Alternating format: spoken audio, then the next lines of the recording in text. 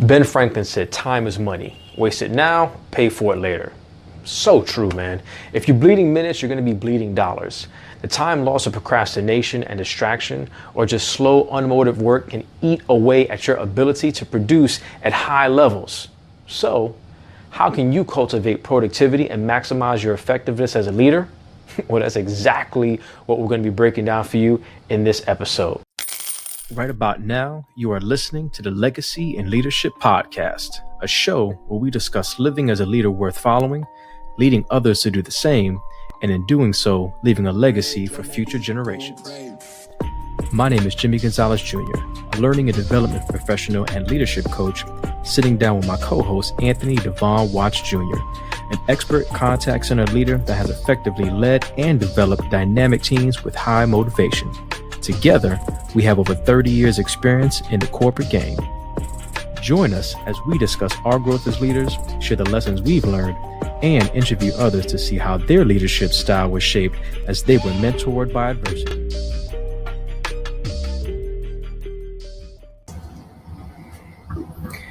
Legacy leaders, welcome back to another episode of the Legacy and Leadership Podcast.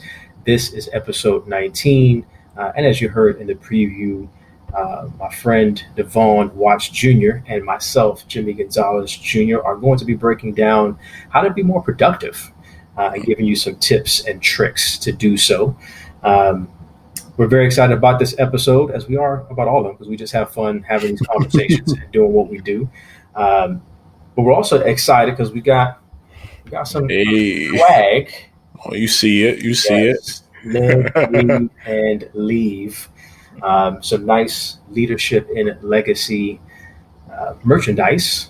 Yeah, super excited, man. Shout out to We Mermaid It and the owner and creator, Aaron Brown, for the merch collab. Not only do we have these fly hoodies with the hashtag Legacy Leader on the sleeve and the podcast logo, the slogan, right? Live, lead, and leave. But we also got these pretty dope drink cozies, right? Mm-hmm. We got also tagged with the Legacy and Leadership Podcast, boom, Legacy Leader. And then a couple of our coffee mugs too, because you know we are not shy about our coffee consumption. Not at all. At all. So it's awesome, man. Like I said, really, really good quality, and anything that we can do to represent the community that we're trying to build, we're a fan of. So I'm super, super appreciative, and I can't wait to take this out once things kind of open up.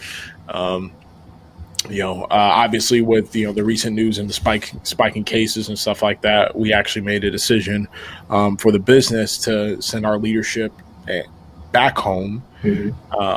Obviously we're getting ready to go into our peak season. Since I work for a large, e-retail company, from Black Friday on, it's our Super Bowl. And so the last thing we want to do is be in a position where we have our leadership there and, somebody gets sick or we have an outbreak or something like that. And that could really cripple the business. So everybody's working remotely, which means I don't get to show off this Legacy and Leadership Podcast merch swag, but I'm gonna find an excuse. Make a run to the make a run to the mailbox and all my gear and stuff like that. Got my coffee mug and my cozy. I didn't know. I couldn't decide if I wanted soda or if I wanted caffeine. Oh yeah. All right, maybe I'll run into Rose, and I'll run into Rose, and she can be more curious about what it is I actually do. I know she'd be wanting to ask me, but I just don't give her the time of day to answer. Like, man, what does he do? This his woman never leaves. She never leaves for work. The kids are there. What does he do? None of your business, Rose. Don't worry about it. I'm still pissed off you hit my car. I was about to say, for anybody wondering who we were talking about or who Devon is talking about, you'll have to go back to episode. It's the third installment of our Mentored by Adversity series with Dalen Perez. And that's when you first started to talk to us about this story and the happenings with the neighbor and some little car accidents or fender benders in the parking lot. And then luckily for me, it was an impromptu trip that I made with my son to Boca Raton to go help him find an apartment because he's going back to school at FAU. So of course I had to stop by and see Devon. And who did I get a chance to see? The neighbor. Yeah, she pulled up. It was so great.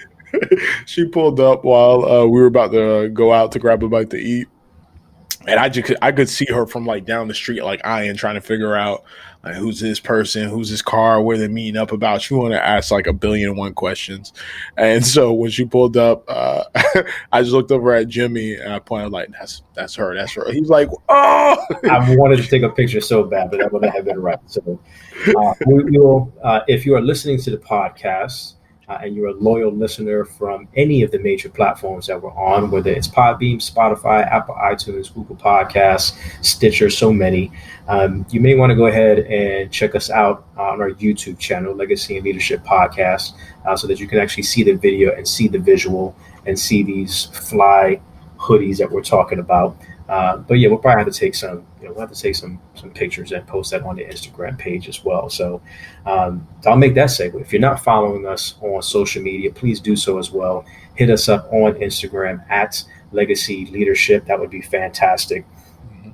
And all of the major, we're on Twitter as well, at Legacy Leadership. We're on Facebook, Legacy and Leadership Podcast. We're also on LinkedIn for all of our LinkedIn pros out there. Legacy and Leadership Podcast. It'd be great for you to follow us and see us on these different platforms. And how we continue to provide entertainment and education. Entertainment for sure, not just on the podcast itself, but in these different platforms. So stay tuned for that. We definitely appreciate it. So continue to do that. Continue to make sure that you're subscribing to the YouTube channel. If you are listening to us on any of those major podcast platforms, leave a review. Make sure that you're getting these episodes downloaded and like the reviews as well. Not the reviews, but the actual episodes. Oh, what's up, Gio?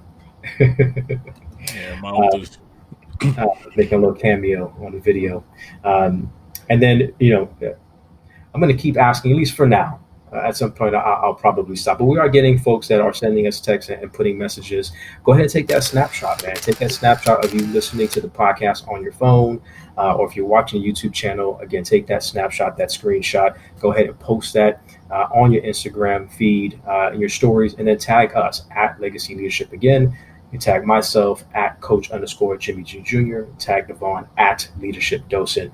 And then make sure you share the podcast with your friends and your family. Share with other legacy leaders or individuals who you know they need to be a legacy leader. They need to really find out what this is all about and what it means to be a leader worth following, and then how you develop others to do the same.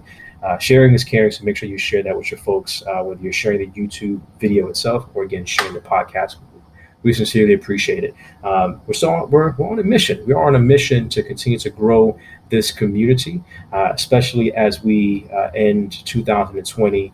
We've been having fun so far, and we're just looking to end this on a strong note. So we love the feedback. We love the fact that you're riding with us. So again, continue to share the podcast. We appreciate that very much.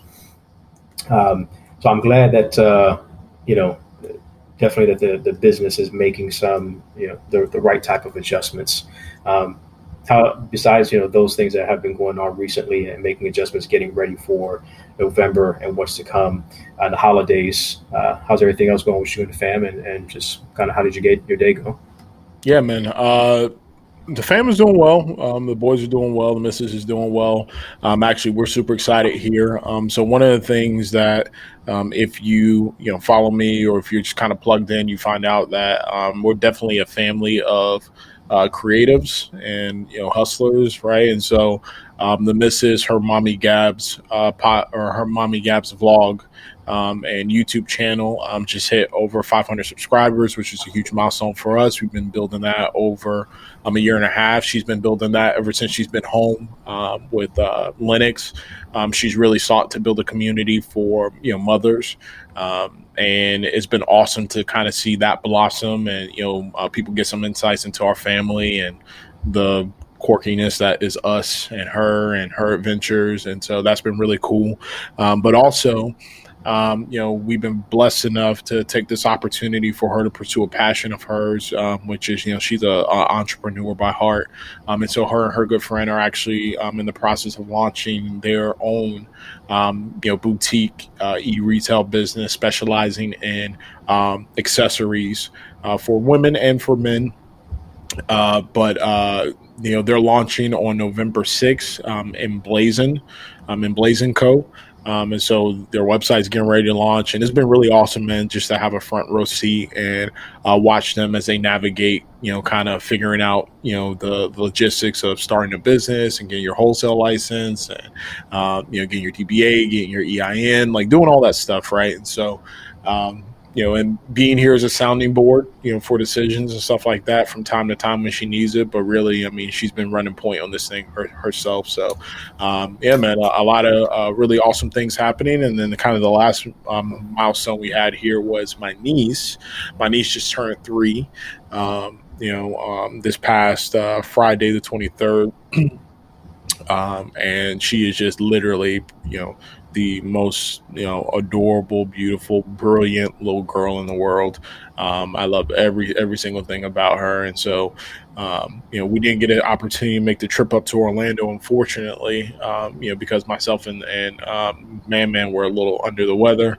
And so we couldn't make that trip, but we still did the FaceTime thing and sung happy birthday and all that good stuff. And, to get to see her play and, eat cupcakes and all that good stuff, man, it just warmed my heart. So I can't wait to be able to actually get up there and see them. But, aside from that, man, it's been, it's been pretty good. I mean, work has been work. I kind of, mentioned some of the major things that are going on there. Been at it, today since about 7:30 or so. And we still going, we don't stop. But that's just a life of, of the grind and a leader. So. Yeah, absolutely. I feel you, man. She is my oldest niece, turned 5 actually a couple of weeks ago, but I got a chance. My sister, daughter, Liberty, had a chance to do some FaceTiming with her the other day. And that was just cute. And my other little niece. And yeah, man, they grow so fast, bro. Yeah. They go so fast. Like you said, super smart, just funny, especially at that age. Like the personalities are really starting to evolve and they just express themselves so much more at that age. So it's just really cool to see that. So definitely feel you on that, and just trying to be a better uncle, especially from far away. And make sure that I'm keeping up with what's going on. So technology is good like that, to be able to have that time virtually, right, to see each other. No, absolutely. Face that way. Yeah, absolutely. What about you though, man? Because I know you mentioned to our listeners before you started a new endeavor. So I know that you took a week to get acclimated, and that's how our paths ended up crossing down here. On that kind of spur of the moment trip you made. But this is what, day 2 or so. This is day 2 at the new JOB, working for a civil engineering company, which is very different than any type of company that I work for, or industry that I've been in the past. The work I'm doing is very similar, though. Again, just still creating content, be able to facilitate a little bit more than maybe I have in the past employer. So yeah, just very excited. Warm welcomes. Everybody just seems just really down to earth, very welcoming, and just excited about the opportunity. So first couple of days, a meet and greets and doing compliance and stuff like that, and just kind of knocking some of those things out, and spending time with my new boss and just getting to know him a little bit better. But I'm definitely very excited about what the future holds. So man. As we continue to move forward, I'm sure I'll have some good stories to share. I hope we continue to learn and grow, and then be able to share that with our legacy leaders in our community out there. Again, I'll just remind everybody, while we love to talk and we love to teach, we are still learners, and we're learning every day. And anytime that we learn new concepts, new ideas, or just maybe see things from a different perspective, we're going to do our best to share that with you and make sure that we're passing that along. Yeah, actually, that's what I was going to mention. I'm interested to hear as you kind of get situated over these next couple of weeks or so, and then you really start getting into past the meet and greet stage, and you start getting into the work, right? If you'll find the same thing I found, right, which is when you get a chance to start with a new opportunity, it's a it's one of the rare opportunities to be able to hit a reset button and have kind of a clean slate, right? And make sure that you reorient yourself and really, develop kind of your system around, kind of time management and goal setting, and ensuring you have the right things in place to maximize your productivity, right? And so I'm really interested as you continue to kind of go through this process to hear if you find that same thing to be true. And, not only do, you use it as an opportunity to reorient yourself or find it that it's an opportunity to reorient yourself, but it's also a chance to maybe pick up or try some new techniques that maybe you couldn't have necessarily implemented before because you were just kind of stuck underneath all of this other stuff that you were doing. At least for me, I found that there were things I wanted to do differently, but it's like I didn't have necessarily the time or the opportunity because, I'm still working on this major project or stuff like that. And transitioning to this new company gave me a chance to kind of hit that reset button, right? And so I'm really excited for you from that perspective and looking forward to having some discussions around that, right? Yeah, definitely. It is very much a clean slate, even today. But the topic we're about to get in, the last couple of episodes that we've done, I'm looking at my calendar, which is pretty empty right now, but I'm thinking about, okay, these are the projects that I'm learning about and the things that are on our plate, and how do I start again using, and it's always, it's just tweaking what you do, to make it fit in the current circumstances, and in this new opportunity. So the one thing that will be a major difference is that it's been 20 years that I've always been in a role that I was responsible for other people. Mm-hmm. And in this role currently, I'm an individual contributor. So I have responsibilities, but I don't have any direct reports. Still, my goal is to be a leader and be myself and hopefully lead in the best ways that I can within this role. But that is definitely going to be different. Having said that, like you just mentioned, it's like, okay, I have to make sure that I'm as productive as possible to make sure that all of these different projects that I have, that I'm getting it done, that I'm adding value, and that, to a certain extent, I'm proving, right, that they made a good decision. I think you always want to put your regardless, you want to put your best foot forward, but especially, within those beginning stages. So definitely looking forward to that and sharing those things with you and sharing those with our legacy leaders out there as well. So interesting that you mentioned that, because again, the goal is to be as productive as possible. And that is the topic of today's episode 19 of the Legacy and Leadership Podcast, is how do you be more productive and produce at a very high level? I had some data points that I wanted to share with you that I thought were very interesting, and again, wanted to share and kind of get your take on that. So the first one is productive work daily of the average U.S. office employee is about 2.5 hours, or actually 2 hours and 53 minutes. So productive work of the average U.S. office employee is about 2 hours and around 53 minutes. Oh, that's like 40% productive. Yes. I would go crazy. From a call center perspective. Like, we had a frontline agent that was like 40% productive. Well, I mean, I guess I could see that. I mean, when we're talking about, I guess I can see that. I think one of the things that is important, right, is how you define productive, how you define productive. I almost, to be honest with you, so I'll be real with you, as like in preparation for this pod and just kind of thinking about some of the things that, I wanted to share as we kind of break down this concept, the more and more I thought about it, the more and more we started to break stuff down and get prepared, like the more and more I dislike the word productive. Like, I hate the word productive. I really think it's more about like, how do you become more effective, right? Because like when I think about productive, I think about volume. You know what I mean? Like a volume component. Like, how do I churn out as much as possible? Like doing busy work. How do I produce more? As opposed to like how am I effective in what I do? So I mean, I guess I could see that. Like, if we're defining it as the amount of time that the average employee is effective or is effectively working on something, right? Or I could see 3 hours not being a stretch. I mean, even if your calendar and I think we've all been here before, even if your calendar is occupied from the beginning of the day all the way through, it doesn't really mean that all of those meetings or touch bases are value add and effective. Some of them can be, the classic, meeting that could have been an email or, meeting that turns out like, it's a meeting to schedule another meeting. Right. And so I guess I could see that when I look at it from that lens, but that's a staggering stat though. It is. And I think, you mentioned like in the call center, if for the frontline employee that's on the phones, it's easier, right? Because as leaders and managers, we're in control of that. So we want to make sure that they're at, 85% utilization, 90%, those type of things. So they're being productive.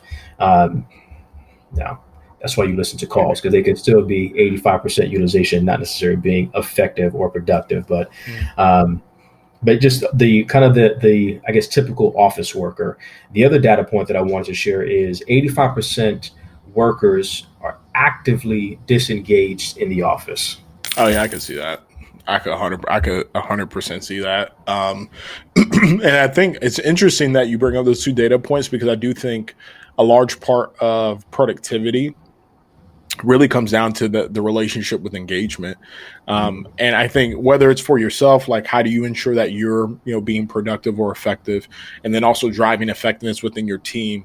It's about engagement at the end of the day, and waning degrees of, driving engagement. Are you creating an environment where you are, you're most engaged? And when you find yourself to be the most engaged, that's when you're the most effective, and therefore you're quote unquote productive. And the same with your team, right? If you're trying to drive results within your team, how are you driving engagement around what the results are, being able to measure it? And so we can get into that a little bit later when we break down these concepts, but I can definitely see that there's a relationship between the engagement and the productivity. So wow, 85% though. That's still, those are some pretty staggering numbers when you really think about it, right? You're talking about 8.5 out of 10 employees are actively disengaged. Yeah, you schedule like intentionally, like they're checked out, bro. They're at work, but they're not working.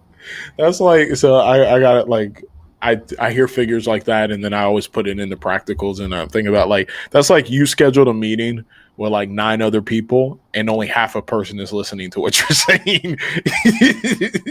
It's you and half a person, and that occasional like, yeah. You ever had those meetings like you're talking, you're giving it to them, giving the little ball coach speech and and what we need to work on, and so yeah, what do you guys think about that? Crickets. All right. Anybody? Oh yeah. No, that sounds good. That's that half a person that's engaged because they heard you talk, right? So, oh man, that's perfect.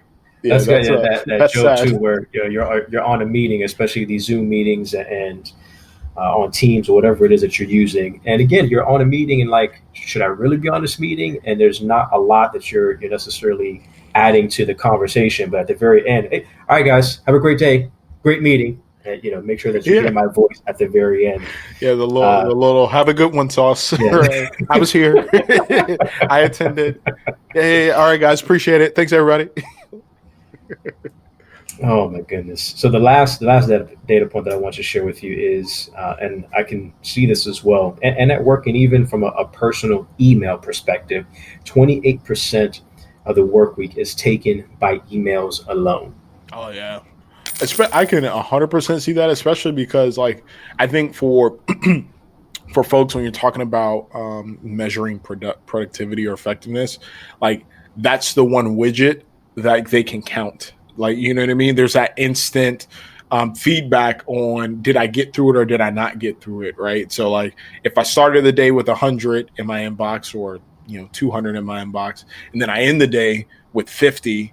Right. Oh, I was productive. I got my inbox count down from this to that. but how many of those communications are like general communications, updates on your benefits because open enrollment's getting ready to come through, your junk mail, a newsletter, right? It's like, okay, I read that. Oh, that's a FYI. I got CC'd on that, but there's no action, but let me read it. I need to skim it, be loosely aware of what's going on, right? Maybe I forward a couple of them or, loop somebody else in. Maybe I follow up on a couple ones I sent last week. Hey, just following up on this. Any updates? Boom, boom, boom. All right, 8 hours done. Clocked out. The inbox is down. Oh, I was productive. So I could see that as well. So that really leads us into kind of the meat of the conversation, right? And the fact that people tend to think that being productive means being busy all the time. As long as I'm busy, within, at least an 8-hour stretch, that I'm being productive or that I'm being effective. But that's not the case, because if I'm just like moving paper from one side of my desk to the other most of the day, or I'm just going through emails, or I'm spending, 80% of my time on conference calls, and then if they're not productive, or maybe I really even shouldn't be on these conference calls in the first place, again, I may be busy and there's activity,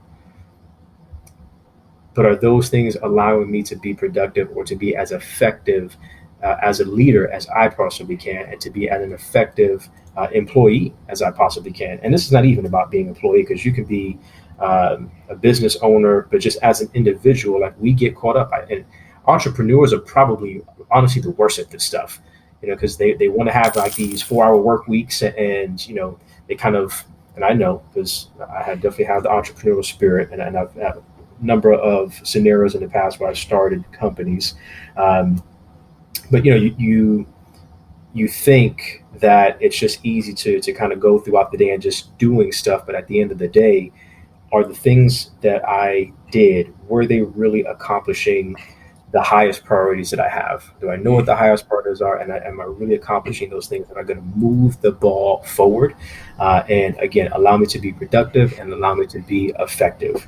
So people think being productive means being busy all the time. That is not the case. What being productive actually means are a few things that we're gonna break down. What being productive actually means is producing more in a shorter amount of time, working toward a goal, compromising and planning, and then just staying focused. That's really what being productive and being uber effective really means, is focusing on those 4 things and breaking those things down. So producing more in a shorter amount of time. There's some things that we've been discussing over the last couple of episodes as we discussed time management and as we discussed goal setting. But when you hear that, produce more in a shorter amount of time, I have a few things that come to my mind, but I wanted to throw it to you first. What are some tactics or strategies that you've used or that come to your mind that will help somebody to be able to produce more in a shorter amount of time? Yeah. So the first thing that comes to mind, man, is actually something we mentioned in our last episode when we were talking about goal setting, right? And we talked a bit about the Pareto principle. Focusing on that 20% that's going to give you the biggest 80% return or impact. And we even went a little step further and we started talking about your minute planning, like minute prepping in the beginning of the week, and identifying what are the things you have to deliver on, what are the things that I can delegate effectively, and what are some of the things that I can defer to a later time. They're not critical deliverables for me right now. And so when I think about those things, the thing that keeps resonating with me is, in order to maximize your effectiveness and be, the most productive, right, you really have to plan your work, right, by goal setting, and then plan your work around that, and then work your plan, right? You have to plan your work and then work your plan. And that's where I think at times you can fall short. You have individuals who, as a leader, you may fall short of the goal setting process, or maybe you do a great job goal setting, right? But maybe you don't necessarily plan out, okay, what am I going to tangibly do in order to achieve that goal? What does my week look like? What is my time blocking? And maybe you do that. Maybe you do an effective job of setting goals. Maybe you do a great job of your minute prepping, and you schedule your, you set up your calendar and all that good stuff. And then when it comes time to work your plan, that's where you fall short, and you start compromising on your calendar. You start deviating from your schedule. You start finding yourself, not being locked in, not being focused, knowing that this time is dedicated for this, right? And so those are all the different ways that you can get off track. And so really, I think if you properly are goal setting, and then you're planning around those goals, and then, planning your work and working your plan, then that actually allows you to do less, but be more effective. And again, it goes back to that concept I was talking about in terms of, focusing on effectiveness as opposed to just productivity in the sense of volume of work. I may send out less emails because I am focused on the projects or the major initiatives that I have to deliver on, and that doesn't require me playing ping pong with my inbox, right? And so I may not move the needle on that number in my inbox.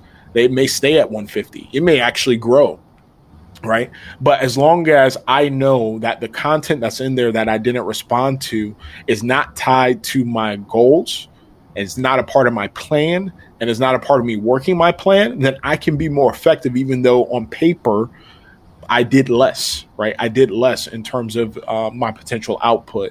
And so, again, I think by planning your work, working your plan, that creates the opportunity for you to do less but become more effective. So the last episode 18, was all about goal setting. So we're not going to dive into that too much. But I think I mentioned kind of those 4 aspects, and that really should be the first thing: is know what your goals are, what is it that you're trying to achieve, and then make sure that you're working toward those goals. Taking a look at daily results, and then taking a look at weekly results based upon the goal. But more importantly, what you just said as well is having that plan. So we discussed that again. If you haven't listened to it, go back to episode 18. We break that down in full effect on tips and strategies in regards to goal setting. So you have to know what your goal is. But once you know that goal, then you start to reverse engineer, and you put that plan into place. But then you have to execute. You have to know what the plan is, and you have to execute on that plan and be relentless at making adjustments and working the plan. Have a plan and work the plan so that you're working towards that goal. And the work that you're doing, as you mentioned, should really be focusing on, the 20% of the items that are going to get you the most production. But when you think about producing more in a shorter time, we also talked about, so when I'm in that day, how do I stay as effective as I can within that day? We talked about the Pomodoro technique. So making sure that, I'm going to tell myself, okay, for this 30 minutes, for these 60 minutes, I'm going to focus on this one task. I'm going to hit the timer. You mentioned emails and kind of playing ping pong. Well, I shut my email down, or at least I turn the volume off so I don't hear the ping going off, and I don't have that particular distraction. I know, again, for these 30 or 60 minutes, I'm going to focus on this task and nothing else. There's really nothing coming through in your email that's going to be that urgent that you need to handle it right there.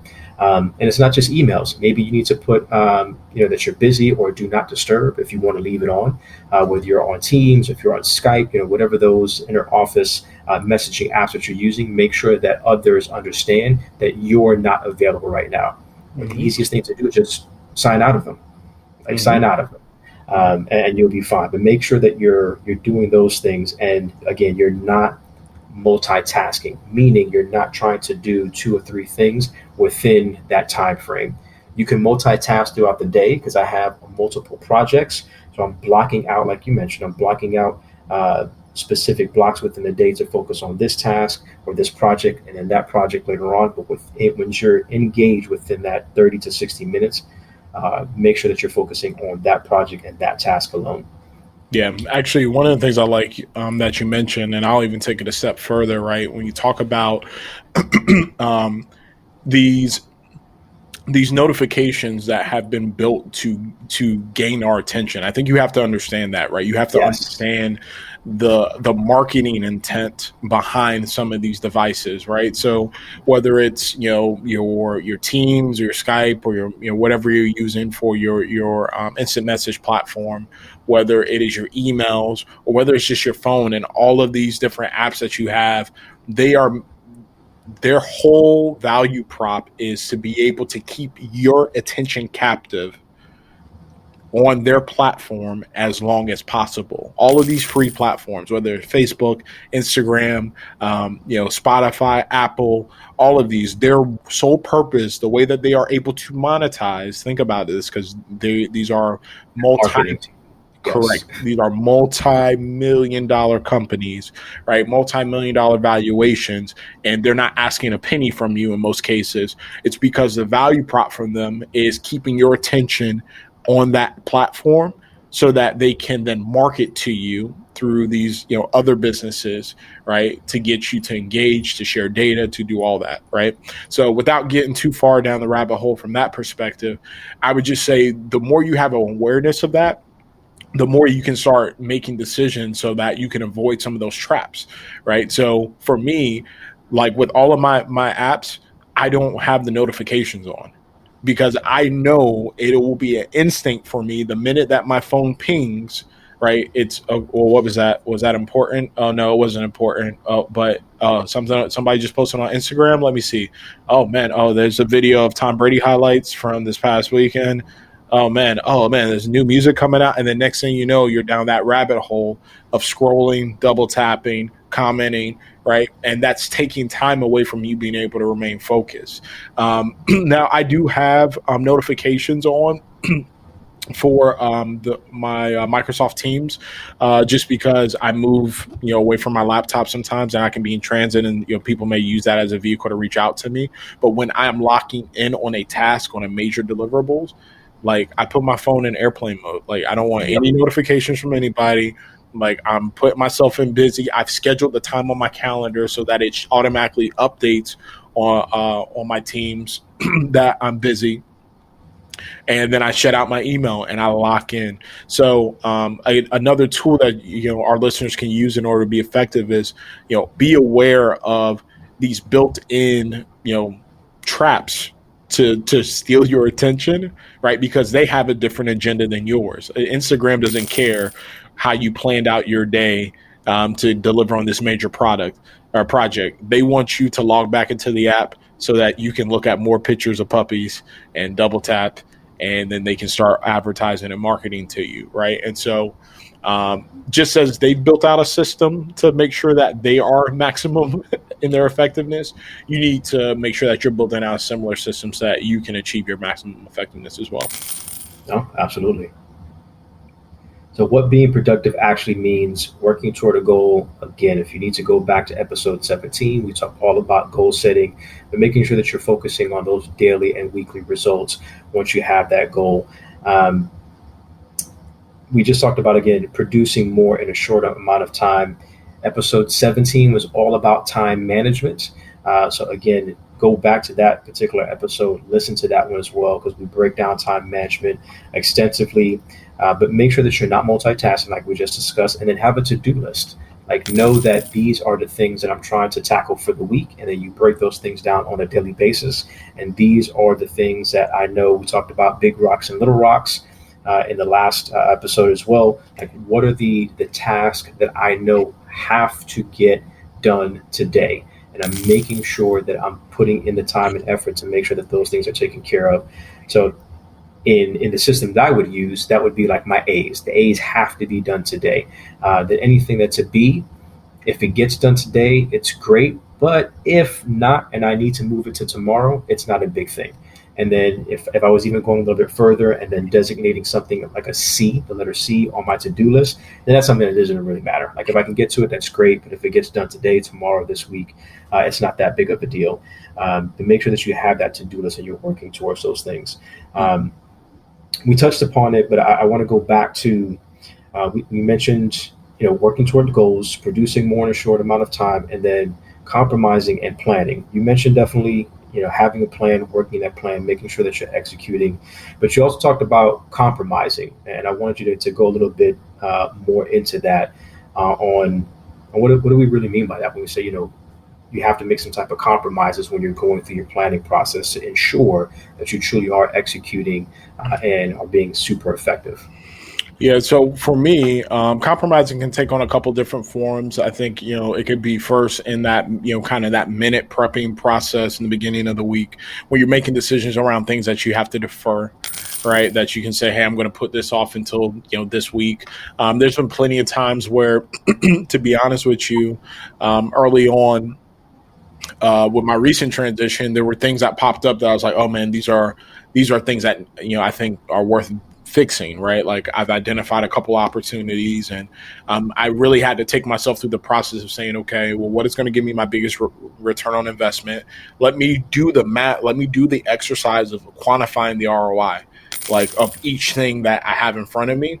And then when I look at, okay, the ROI and then the time investment, are there things that I need to prioritize now, and things that honestly, if it's not fixed right now, it's not going to be to the detriment of our business, and I can push it off.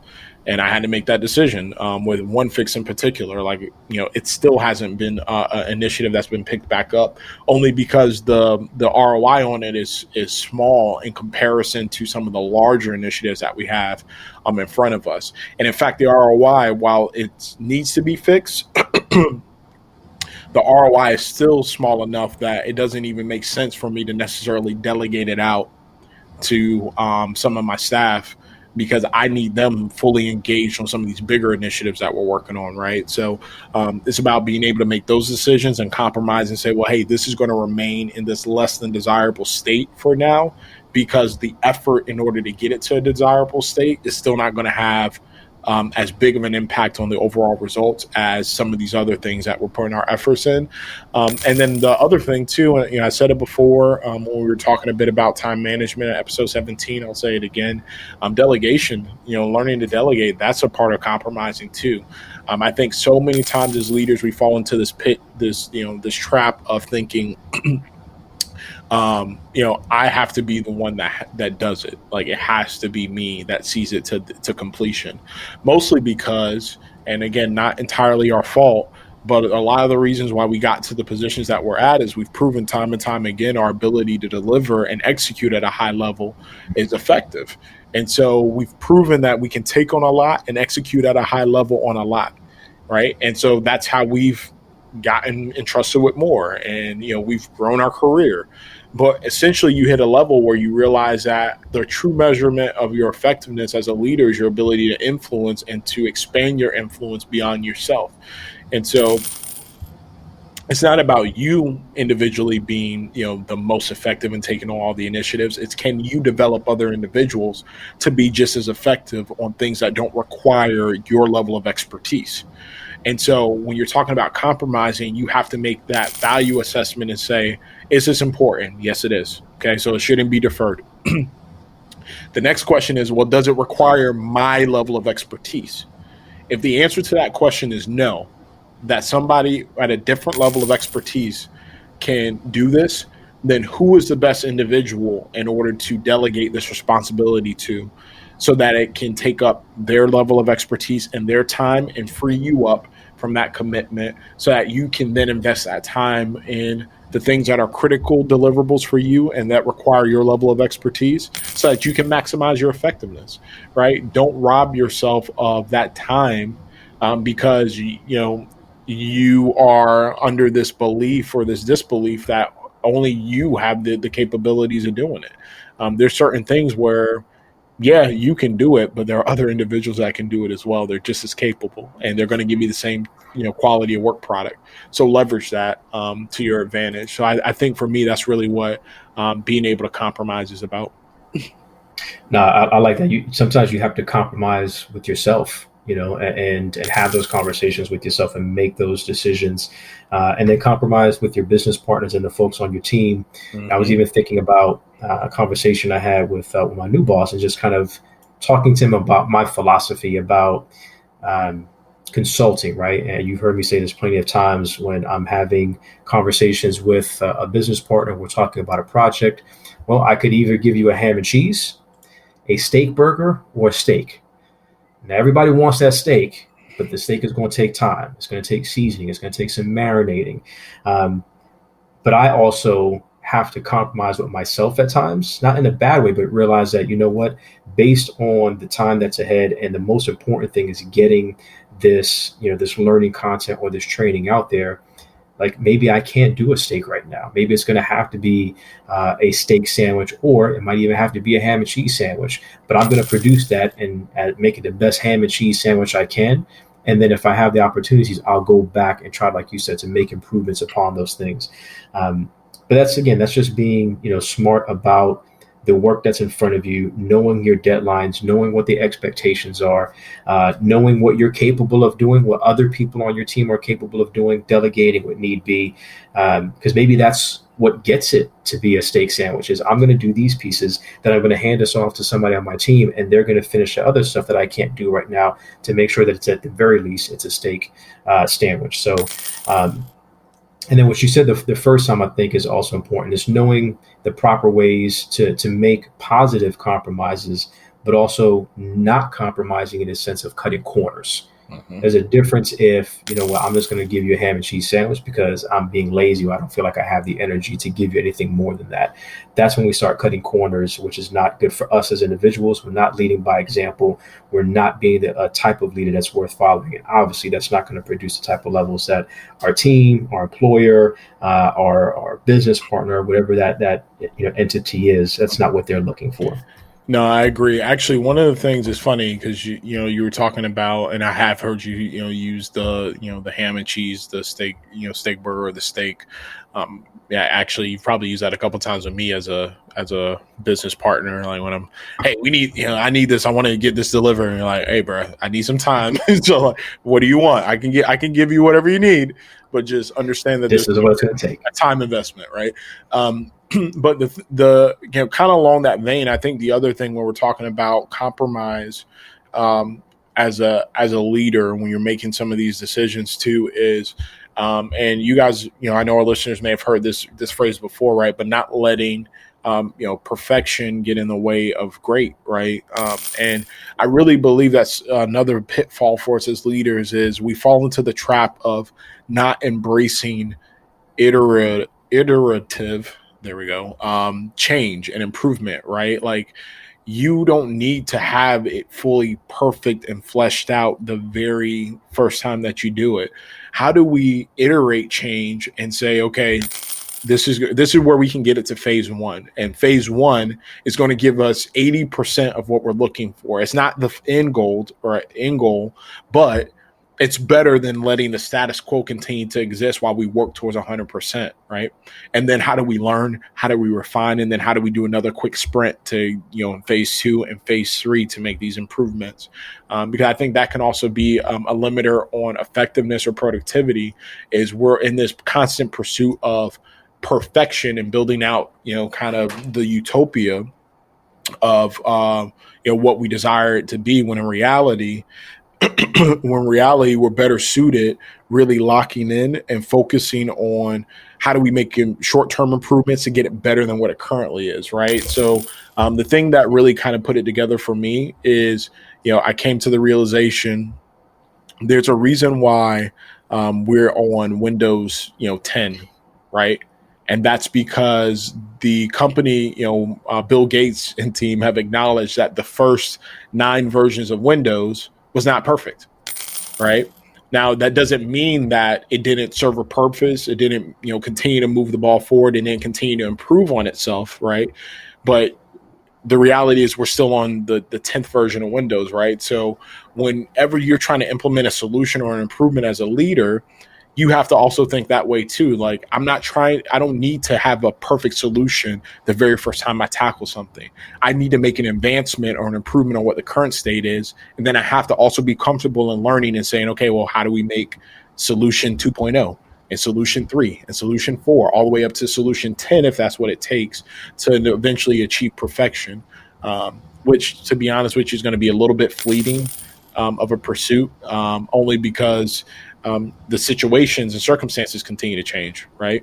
And so I think you also have to come to grips with that from a compromise perspective, to understand that you're never going to have the fully perfect solution in place, right?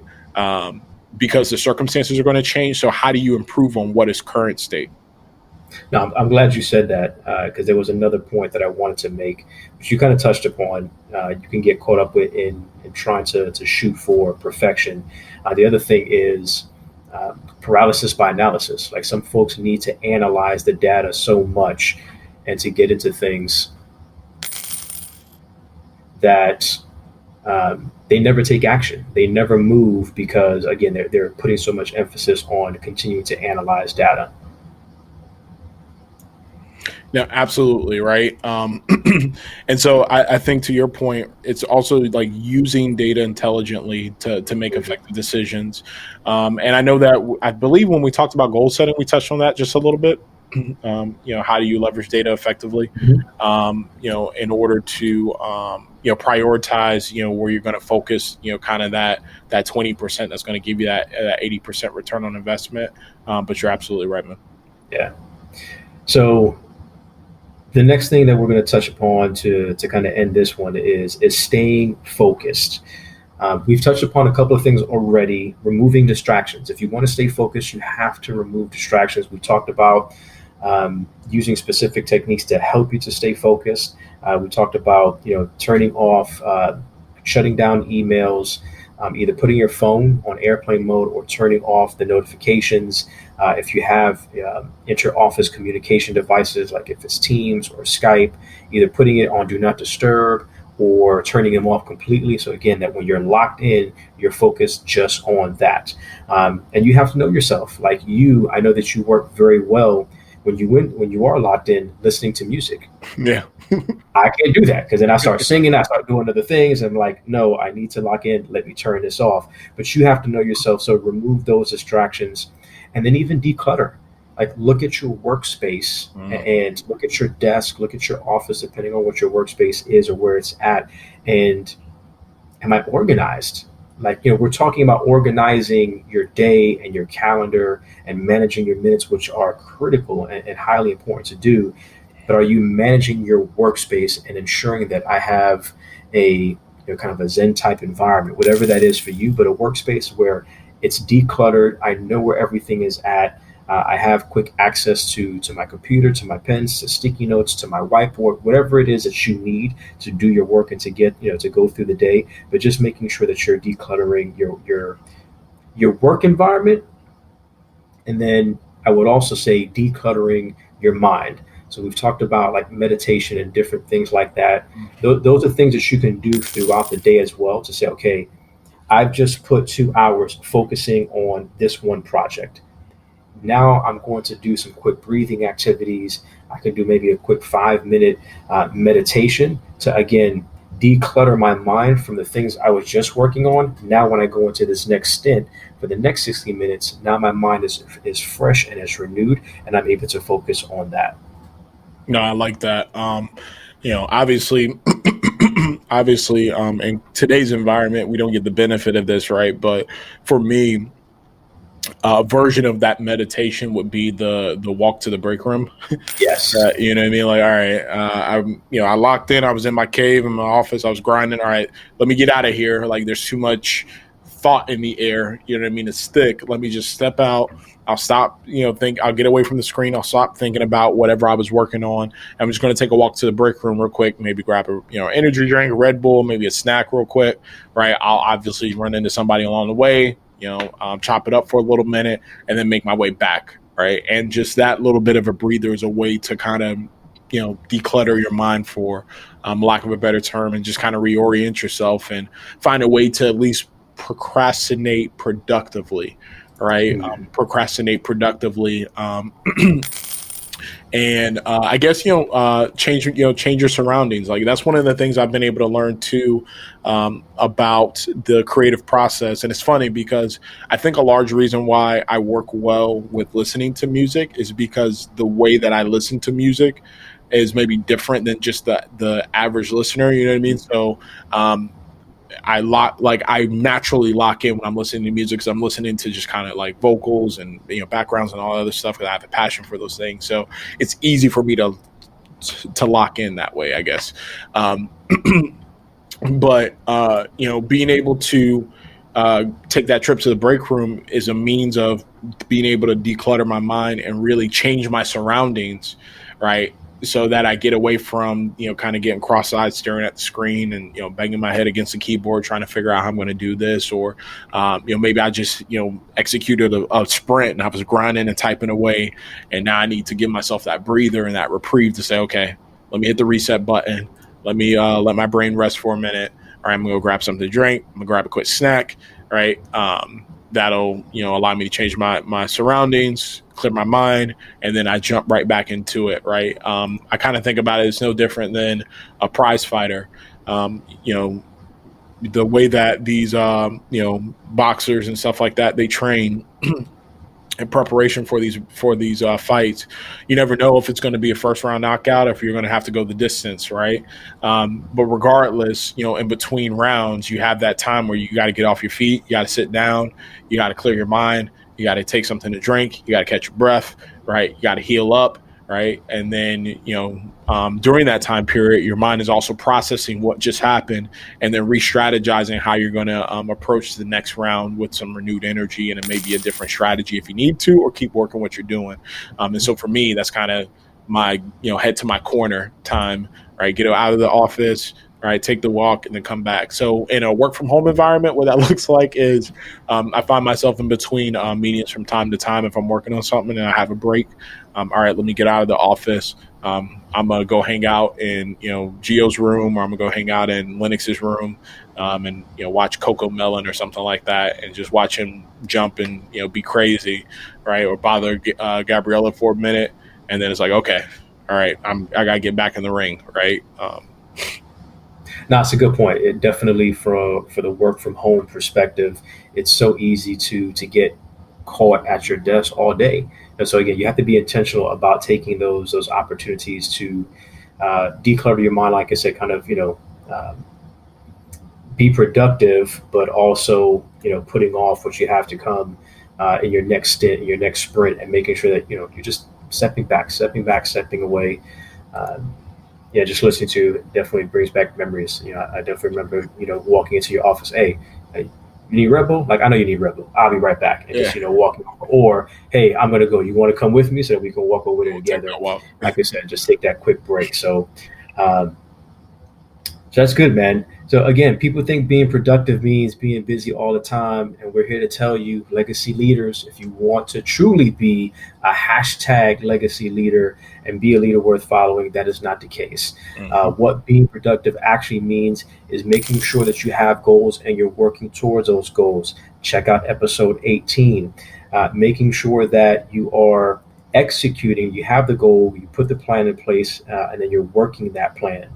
Then producing more in a shorter amount of time. A huge component of that is time management. Go back to episode 17. We break all of those things down. Don't multitask. Make sure that you have a to-do list. And then compromising and planning, making sure that you're compromising in a positive way with yourself. Maybe you're compromising with business partners, again, in positive ways to ensure that you get work done. It doesn't have to be perfect. You don't have to analyze every piece of data, and maybe every piece of data is not available right now. So do enough to be productive and to get the ball moving. And if it's 80% right now, be happy with that. And if you have the opportunity to come back and then take it a step further, then go ahead and do that. And then just stay focused. Stay focused, remove the distractions, whether it's your phone, whether it's email, whether it's inter-office communication devices or tools. Make sure that you're removing those distractions and that you declutter your workspace, your desk, and even declutter your mind at times and take those breaks throughout the day to walk away and then come back with a renewed focus and get after it. Hopefully that was good for you guys. When it comes to staying focused, we talked at the beginning, we're going to mention it again. Make sure that you are following us on Instagram at Legacy Leadership, that you're also following us on Facebook, Legacy and Leadership Podcast, as well as LinkedIn, Legacy and Leadership Podcast. And you can follow us on Twitter too. My whole point is specifically within Facebook and Instagram, pay attention, because we're going to come back, not necessarily within the podcast. We're going to have a webinar for you guys. We've been talking about this, and I am putting it out there into the world, into the podcast and the internet. We're going to do a webinar on staying focused and diving into that even more on that specific topic, because it's important.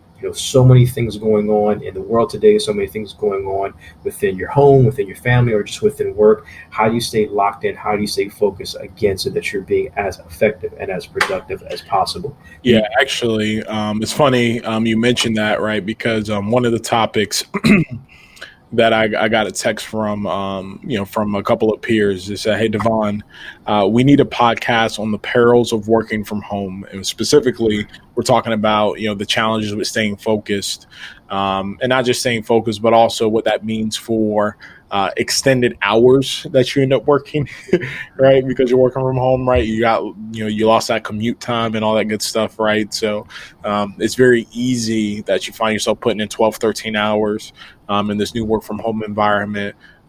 Partly because, maybe you're not able to maximize staying focused. And so time gets away from you a little bit. So, I think the webinar around staying focused is going to be extremely, extremely timely for sure, Ben. So in order to get details, again, you're going to have to be following us on Facebook, following us on Instagram to get the details of when that will be launching, so that you can get signed up. You have to sign up for it so that you can be notified when we go live and, again, do that webinar on staying focused. So make sure you're following us on all those major social media platforms. Again, all major podcast platforms. Make sure that you are liking the episodes, that you're leaving us a review. Again, give us some good feedback. If you love it, let us know. If you don't, let us know. Like, we're big boys. We're grown men. We appreciate the feedback. We appreciate the constructive criticism.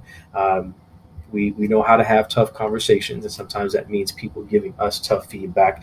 So let us know what you think. Again, add into the conversation by leaving that in the comments and in the reviews. If you're watching the YouTube channel, do the same thing. We have a couple of legacy leaders that Devon was actually replying back to today.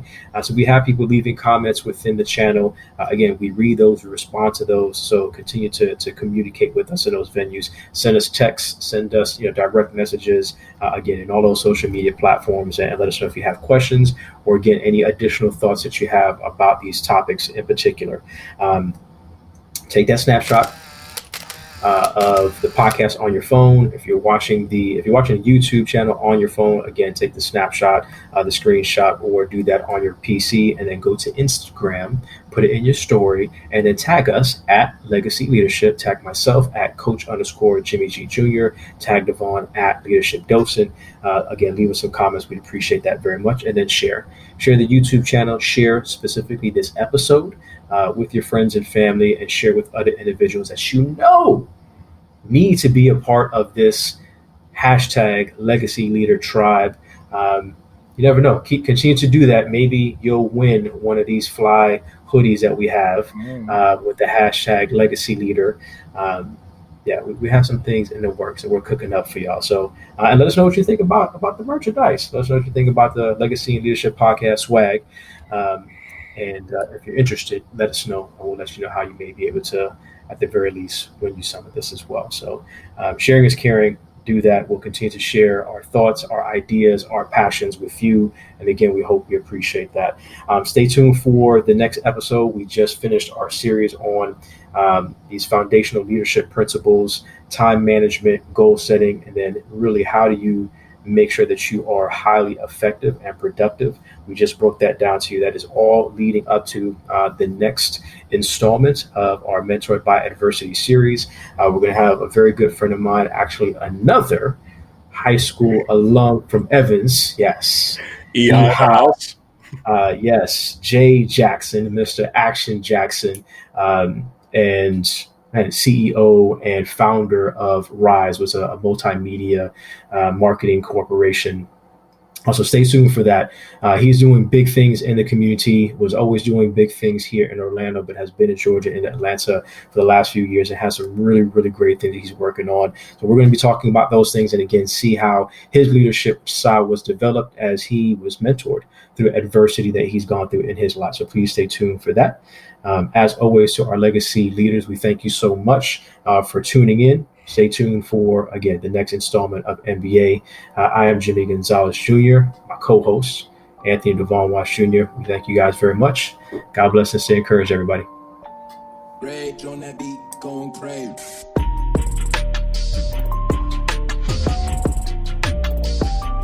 just listened to the Legacy and Leadership Podcast, hosted by Jimmie Gonzalez and Devon Watts.